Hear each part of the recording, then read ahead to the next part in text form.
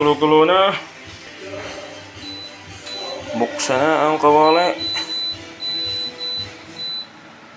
Sunod na ang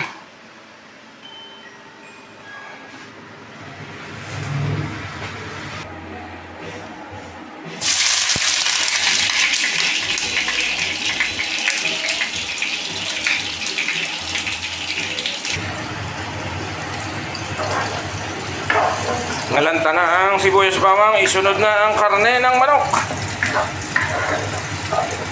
Sa Ilonggo, ang karne, baka lang. Ito, meat of chicken.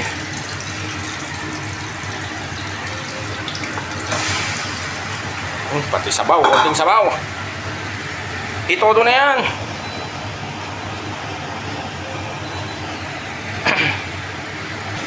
Ayan po, malagyan na natin siya ng dato puti, soy sauce at ng silver swan suka cane vinegar.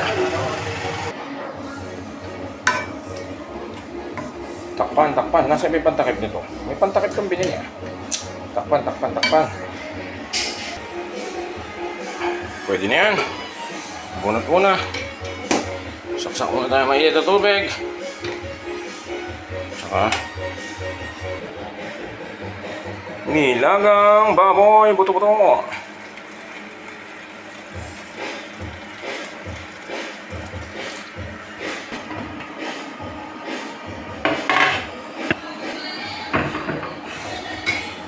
Ng konting tubig para hindi masyadong maalat.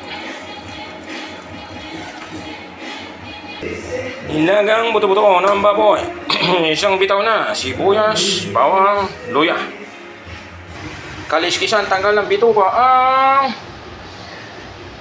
grouper, lapu-lapu inid. Ayun na po, at plating na po tayo.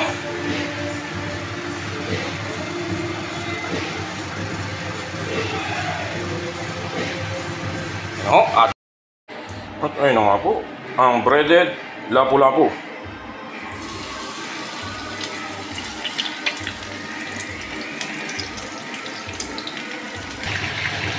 Ito yung pang isa. Kaya na at maibiling na ang lapu-lapu.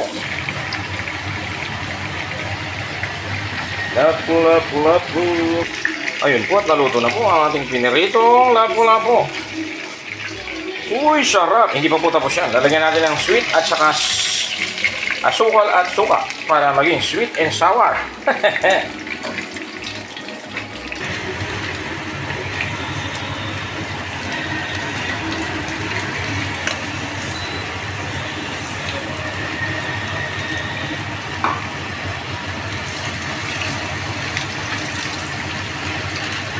Yung 11:21 na pero nakalimutan pang magsaing. Aba magsaing na. Unab na, unab.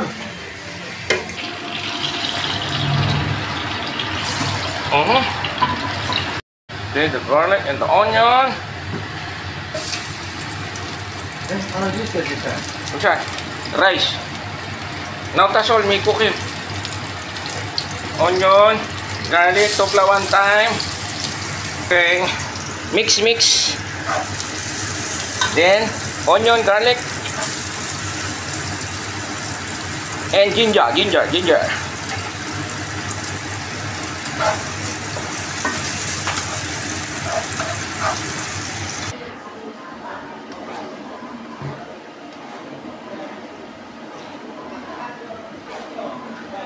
At ayun na nga po. At ayun na nga po, nalagay ko na ang sibuyas, bawang, luya at saka tubig, sibuyas, bawang, luya, tubig at suka. Tapos nilagyan ko ng tomato ketchup at saka paminta at saka yung asukal at suka, carrots. Ayan, nilagay ko na din ang cornstarch, medyo malapot na. Saka na natin ilalagay itong lapu-lapu. Ayun na po, magkakaalam na. Uy! Sus, pachambang luto ni PJ. Only here, gaya ni PJ, karterong turista.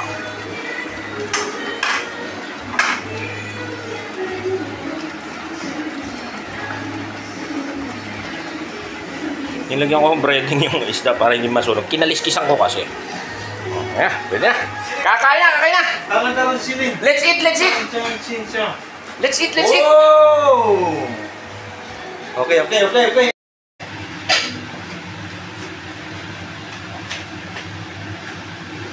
Sweet and sour, my version.